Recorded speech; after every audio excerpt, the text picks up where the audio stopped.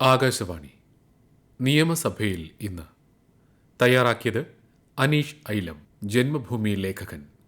അവതരണം സുധിൻ സെനുദ്ദീൻ. സാധാരണഗതിയിൽ ബഹളം കൂടാതെ കടന്നുപോകുന്ന നിയമസഭയിലെ ചോദ്യോത്തരവേള ഭരണ പ്രതിപക്ഷ അംഗങ്ങളുടെ ബഹളങ്ങൾ കൊണ്ട് ഇന്ന് പ്രക്ഷുബ്ധമായി. അടിയന്തര പ്രമേയ നോട്ടീസിന് സ്പീക്കർ എൻ ഷംസീർ അനുമതി നിഷേധിച്ചതോടെ പ്രതിപക്ഷം വാക്കൌട്ട് നടത്തി. കെ ശൈലജയ്ക്കെതിരായ സൈബർ ആക്രമണത്തിന്റെ അന്വേഷണവുമായി ബന്ധപ്പെട്ടുള്ള മാത്യു കുഴൽനാടന്റെ ചോദ്യത്തോടെയാണ് ബഹളം തുടങ്ങിയത്. പരാതിയുടെ അടിസ്ഥാനത്തിൽ ഫേസ്ബുക്കിനോട് പ്രചരിപ്പിച്ച പ്രൊഫൈൽ വിവരങ്ങൾ തേടിയിട്ടുണ്ടെന്നായിരുന്നു മുഖ്യമന്ത്രിക്ക് വേണ്ടി മന്ത്രി എം.പി. രാജേഷ് നൽകിയ മറുപടി. എന്നാൽ മറുപടി കൃത്യമല്ല എന്ന് കുഴൽനാടൻ പറഞ്ഞു. ഇതിനിടെ യൂത്ത് കോൺഗ്രസ് സംഘടനാ തെരഞ്ഞെടുപ്പുമായി ബന്ധപ്പെട്ട് വ്യാജ തിരിച്ചറിയൽ കാർഡ് നിർമ്മിച്ച കേസിന്റെ പുരോഗതി എന്തെന്ന് ഭരണപക്ഷത്തു നിന്നും വി ജോയ് ഉപചോദ്യം ചോദിച്ചു. ഇതോടെ പ്രതിപക്ഷം ശക്തമായി പ്രതിഷേധിച്ചു. സ്പീക്കർ നിയന്ത്രിക്കാൻ ശ്രമിച്ചെങ്കിലും തർക്കം നീണ്ടു. UDF അംഗങ്ങൾ സ്പീക്കറുടെ ചേംബറിന് മുന്നിൽ പ്രതിഷേധവുമായി എത്തി. ഏറെ നേരം പ്രതിഷേധിച്ച ശേഷമാണ് അംഗങ്ങൾ ഇരിപ്പിടത്തിലേക്ക് മടങ്ങിയത്. മന്ത്രിയും ഭരണകക്ഷി അംഗങ്ങളും സഭയെ ദുരുപയോഗപ്പെടുത്തുകയാണെന്നും ചെയർ അതിന് കൂട്ടുനിൽക്കുകയാണെന്നും പ്രതിപക്ഷ നേതാവ് വി.ഡി. സതീശൻ ആരോപിച്ചു. വിഷയത്തിൽ നിന്ന് വ്യതിചലിപ്പിക്കാനുള്ള ശ്രമമാണ് ഭരണസമിതിയുടെ ഭാഗത്തു നിന്നും ഉണ്ടാകുന്നതെന്നും വിമർശിച്ചു. പ്രതിപക്ഷ നേതാവ് സംസാരിച്ചതിന് പിന്നാലെ പ്രതിപക്ഷം ബഹളം അവസാനിപ്പിച്ചു. Khadi board vice chairman P ജയരാജനെതിരെയുള്ള വെളിപ്പെടുത്തൽ ചർച്ച ചെയ്യണമെന്ന ആവശ്യവുമായാണ് പ്രതിപക്ഷത്തു നിന്നും സണ്ണി ജോസഫ് അടിയന്തര പ്രമേയ നോട്ടീസ് നൽകിയത്. ചോദ്യോത്തരത്തിന് ശേഷം റൂൾ 50 അനുസരിച്ച് നോട്ടീസ് സ്പീക്കർ വായിച്ചപ്പോൾ തന്നെ മന്ത്രി എം.പി. രാജേഷ് എതിർപ്പുന്നയിച്ചു. ചട്ടപ്രകാരം അടിയന്തര പ്രമേയ നോട്ടീസ് നിലനിൽക്കുന്നതല്ലെന്നും അനുമതി നൽകാൻ പാടില്ലെന്നും മന്ത്രി സ്പീക്കറെ അറിയിച്ചു. ചട്ടമനുസരിച്ച് പ്രമേയത്തിൽ വാദങ്ങളോ അഭ്യൂഹങ്ങളോ ആരോപണങ്ങളോ അപകീർത്തികരമായവയോ ഉണ്ടാവാൻ പാടില്ലെന്നും ഔദ്യോഗികമായ നിലയിലോ പൊതുകാര്യ നിലയിലോ അല്ലാതെയുള്ള വ്യക്തികളുടെ സ്വഭാവത്തെയോ നടപടിയെക്കുറിച്ച് പരാമർശിക്കാൻ പാടില്ലാത്തതാണെന്നും എം.പി. രാജേഷ് പറഞ്ഞു. ചട്ടമനുസരിച്ച് നോട്ടീസ് തള്ളുന്നതായി സ്പീക്കറും അറിയിച്ചതോടെ പ്രതിപക്ഷ ബഹളം ശക്തമായി. തുടർന്ന് സ്പീക്കറുടെ നടപടിയിൽ പ്രതിപക്ഷ നേതാവ് എതിർപ്പറിയിച്ചു. സഭയിലെ പൊതുവായ സമീപനം സർക്കാരും മന്ത്രിമാരും CPM-ഉം പ്രതിക്കൂട്ടിലാകുന്ന ഒരു കാര്യവും സഭയിൽ ചർച്ചയ്ക്ക് വരാൻ പാടില്ലെന്ന രീതിയാണെന്നും ഇത് ശരിയല്ലെന്നും മുൻകാലങ്ങളിൽ ഇത്തരം കാര്യങ്ങളെല്ലാം ചർച്ച ചെയ്തിട്ടുണ്ടെന്നും പ്രതിപക്ഷ നേതാവ് പറഞ്ഞു. നാട്ടിലെ ക്രിമിനൽ പ്രവർത്തനങ്ങൾക്ക് രാഷ്ട്രീയ നേതൃത്വം കുടപിടിക്കുകയാണെന്നും ഞെട്ടിക്കുന്ന വിവരങ്ങളാണ് പുറത്തുവന്നതെന്നും പ്രതിപക്ഷ നേതാവ് പറഞ്ഞു.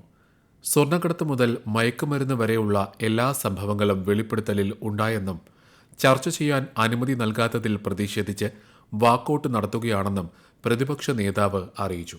തുടർന്ന് സ്പീക്കർ ശ്രദ്ധ ക്ഷണിക്കലിലേക്ക് കടന്നു. ജില്ലാ നിർമ്മിതി കേന്ദ്രങ്ങൾ ഏകോപിപ്പിച്ച് സംസ്ഥാന സർക്കാരിന്റെ പൂർണ്ണ നിയന്ത്രണത്തിലുള്ള ഏക സ്ഥാപനമായി മാറ്റുന്നതിനെക്കുറിച്ച് പഠിക്കാൻ കൂടുതൽ സമയം വേണമെന്ന് ജി. സ്റ്റീഫന്റെ ശ്രദ്ധ ക്ഷണിക്കലിന് മറുപടിയായി റവന്യൂ ഭവന നിർമ്മാണ മന്ത്രി കെ. രാജൻ പറഞ്ഞു. ഇത് സംബന്ധിച്ച് റിപ്പോർട്ട് സമർപ്പിക്കാൻ ഉദ്യോഗസ്ഥ പരിഷ്കാര വകുപ്പിന്റെ വർക്ക് സ്റ്റഡി വിഭാഗത്തെയോ ഉചിതമായ മറ്റൊരു വിഭാഗത്തെയോ ചുമതലപ്പെടുത്തുന്ന കാര്യം പരിഗണനയിലാണെന്നും മന്ത്രി പറഞ്ഞു. എല്ലാ ദുർബല വിഭാഗത്തിൽപ്പെട്ടവരെയും കാരുണ്യ ആരോഗ്യ സുരക്ഷാ പദ്ധതിയിൽ ഉൾപ്പെടുത്തുന്നതിനും എംപാനൽ ചെയ്യപ്പെട്ട ആശുപത്രികൾക്കുള്ള കുടിശ്ശിക കൊടുത്തു തീർക്കുന്നതിനും കർണാടകത്തിലെ മംഗലാപുരത്തുള്ള ആശുപത്രികളെ കൂടി പദ്ധതിയിൽ എംപാനൽ ചെയ്യുന്നതും സംബന്ധിച്ചാണ് KM അഷ്റഫ് ആരോഗ്യവകുപ്പിന്റെ ശ്രദ്ധ ക്ഷണിച്ചത്. കാസ്പ് പദ്ധതിയിൽ ഏറ്റവും കൂടുതൽ സൗജന്യ ചികിത്സ നൽകിയത് സംസ്ഥാനമാണെന്നും 1600 കോടി രൂപ ഓരോ വർഷവും ചെലവഴിക്കുകയാണെന്നും ആരോഗ്യമന്ത്രി വീണ ജോർജ് മറുപടിയായി പറഞ്ഞു. കൂടുതൽ ആളുകളെ ഉൾപ്പെടുത്താൻ കേന്ദ്ര ആരോഗ്യമന്ത്രിയെ കണ്ട് ആവശ്യപ്പെട്ടിരുന്നു. 444 കോടി രൂപ ഈ സാമ്പത്തിക വർഷം പദ്ധതിയിലൂടെ സ്വകാര്യ ആശുപത്രികൾക്ക് നൽകുന്നുണ്ടെന്ന് മന്ത്രി വ്യക്തമാക്കി. മംഗലാപുരത്ത് എംപാനൽ ചെയ്ത ഏലപ്പയ്യ മെഡിക്കൽ കോളേജിൽ പദ്ധതി അംഗങ്ങൾക്ക് ആനുകൂല്യം ലഭിക്കുമെന്നും കർണാടകയിൽ കാസ്പിൽ എംപാനൽ ചെയ്തിട്ടുള്ള ആശുപത്രികളിലെല്ലാം ആ സംസ്ഥാനത്തിന്റെ നയമനുസരിച്ചുള്ള ചികിത്സാ ആനുകൂല്യം ലഭ്യമാകുമെന്നും മന്ത്രി പറഞ്ഞു. പാമ്പാടി വില്ലേജ് ഓഫീസ് സ്മാർട്ടാക്കാൻ 2023 50 ലക്ഷത്തിന്റെ ഭരണാനുമതി നൽകിയെന്നും കണ്ടെത്തിയ സ്ഥലത്ത് നിന്നും മണ്ണ് നീക്കം ചെയ്യാൻ നടപടി സ്വീകരിച്ചു വരികയാണെന്നും ചാണ്ടി ഉമ്മന്റെ സബ്മിഷന് റവന്യൂ മന്ത്രി കെ. രാജൻ മറുപടി നൽകി. മറ്റു വകുപ്പുകൾക്കും മണ്ണ് വേണ്ടാത്തതിനാൽ മണ്ണ് ലേലം ചെയ്യാൻ നടപടി സ്വീകരിച്ചു വരികയാണെന്നും മന്ത്രി കൂട്ടിച്ചേർത്തു. കടലാക്രമണം രൂക്ഷമായ 9 തീരദേശ ജില്ലകളിൽ അടിയന്തര തീരസംരക്ഷണ പ്രവർത്തനങ്ങൾക്കായി 2.25 കോടി രൂപ അനുവദിച്ചതായി പി നന്ദകുമാറിന്റെ സബ്മിഷന് മറുപടിയായി ജലവിഭവ മന്ത്രി റോഷി അഗസ്റ്റിൻ നിയമസഭയെ അറിയിച്ചു. മുൻപ് നൽകിയ 2.25 കോടി രൂപയ്ക്ക് പുറമെയാണ് അധിക തുക നൽകിയിരിക്കുന്നതെന്നും മന്ത്രി പറഞ്ഞു. തൊടിയൂർ ആറാട്ടുകടവ് കനാലിനെ വെള്ളപ്പൊക്ക കെടുതികളിൽ നിന്നും ഒഴിവാക്കുന്നതിന് 2.5 ലക്ഷം രൂപയുടെ ശുചീകരണം നടന്നുവരികയാണെന്ന് MS അരുൺകുമാറിന്റെ സബ്മിഷന് മറുപടിയായി മന്ത്രി റോഷി അഗസ്റ്റിൻ പറഞ്ഞു. ദേശീയപാത നിർമ്മാണവുമായി ബന്ധപ്പെട്ട് അരൂർ തുറവൂർ റോഡിലെ യാത്രാ ദുരിതത്തിന് പരിഹാരം കാണാൻ ദേശീയപാത അതോറിറ്റിയോട് അടിയന്തരമായി ഇടപെടാൻ ആവശ്യപ്പെട്ടിട്ടുണ്ടെന്ന് ദലീമയുടെ സബ്മിഷന് പൊതുമരാമത്ത് മന്ത്രി PA മുഹമ്മദ് റിയാസ് മറുപടി നൽകി. കേരളത്തിലെ ഹൈവേ നിർമ്മാണവുമായി ബന്ധപ്പെട്ട് നാഷണൽ ഹൈവേ അതോറിറ്റിയുമായി യോഗം ചേരുമെന്നും മന്ത്രി പറഞ്ഞു. റോഡുകൾ ടാർ കുത്തിപ്പൊളിക്കുന്നത് അനുമതിയോടുകൂടിയാണോ എന്നും ശാസ്ത്രീയമായാണോ കുഴികൾ നികത്തുന്നതെന്നും MLA മാർ ഉറപ്പുവരുത്തണമെന്നും M വിൻസെന്റിന്റെ സബ്മിഷന് മറുപടിയായി മന്ത്രി റിയാസ് പറഞ്ഞു. അടിമലത്തുറയിലെ വെള്ളക്കെട്ടിന് പരിഹാരം കാണാൻ PWD റോഡിൽ ഓട നിർമ്മിക്കാൻ നിരത്ത് വിഭാഗം ചീഫ് എഞ്ചിനീയറെ ചുമതലപ്പെടുത്തി. ഉച്ചക്കട റോഡിലെ വെള്ളക്കെട്ടിന് CMD യോഗം ചേർന്ന് പരിഹാരം കാണുമെന്ന് മന്ത്രി പറഞ്ഞു. വെള്ളിയാഴ്ച ആയതിനാൽ അനൌദ്യോഗിക പ്രമേയങ്ങളിലേക്ക് സ്പീക്കർ കടന്നു. 4 പ്രമേയങ്ങളാണ് ചർച്ചയ്ക്കെടുത്തത്. സ്കോളർഷിപ്പ് നൽകുന്നതിൽ ന്യൂനപക്ഷ വിദ്യാർത്ഥികളോട് കാണിക്കുന്ന അവഗണന തിരുത്തണമെന്ന പ്രമേയം N ഷംസുദ്ദീൻ അവതരിപ്പിച്ചു. Sajeev Joseph, KT Jaleel, P Ubaidullah എന്നിവർ ചർച്ചയിൽ പങ്കെടുത്തു. പ്രമേയത്തിലെ കാര്യങ്ങൾ സർക്കാർ ചെയ്തു വരുന്നവയായതിനാൽ പ്രമേയം തള്ളുന്നുവെന്ന് ന്യൂനപക്ഷ ക്ഷേമ മന്ത്രി V അബ്ദുറഹ്മാൻ മറുപടി നൽകി.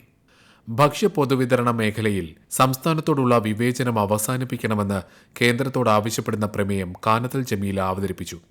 IB സതീഷ്, എൽദോസ് കുന്നപ്പള്ളി, കർക്കോളി മൊയ്തീൻ എന്നിവർ സംസാരിച്ചു.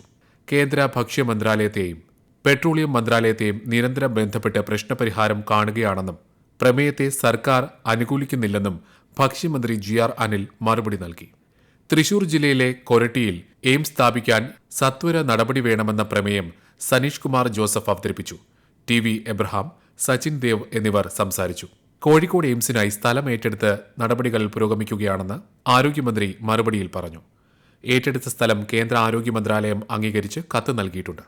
കേന്ദ്ര ധനമന്ത്രാലയത്തിന്റെ പരിഗണനയിലാണ് വിഷയമെന്നും അതിനാൽ പ്രമേയം അംഗീകരിക്കുന്നില്ലെന്നും മന്ത്രി കൂട്ടിച്ചേർത്തു. മറുപടിയുടെ അടിസ്ഥാനത്തിൽ പ്രമേയം പിൻവലിച്ചു. കേന്ദ്ര വന്യജീവി നിയമം കാലോചിതമായി പരിഷ്കരിക്കണമെന്ന് സെബാസ്റ്റ്യൻ കുളത്തുങ്കൽ പ്രമേയത്തിലൂടെ ആവശ്യപ്പെട്ടെങ്കിലും സഭാ സമയം അവസാനിച്ചതോടെ പ്രമേയം തുടർ ചർച്ചയ്ക്കായി മാറ്റിവെച്ചു. തുടർന്ന് സഭ ഇന്നത്തേക്ക് പിരിഞ്ഞു. തിങ്കളാഴ്ച സഭ വീണ്ടും ചേരും. നിങ്ങൾ കേട്ടത് നിയമസഭയിൽ ഇന്ന്.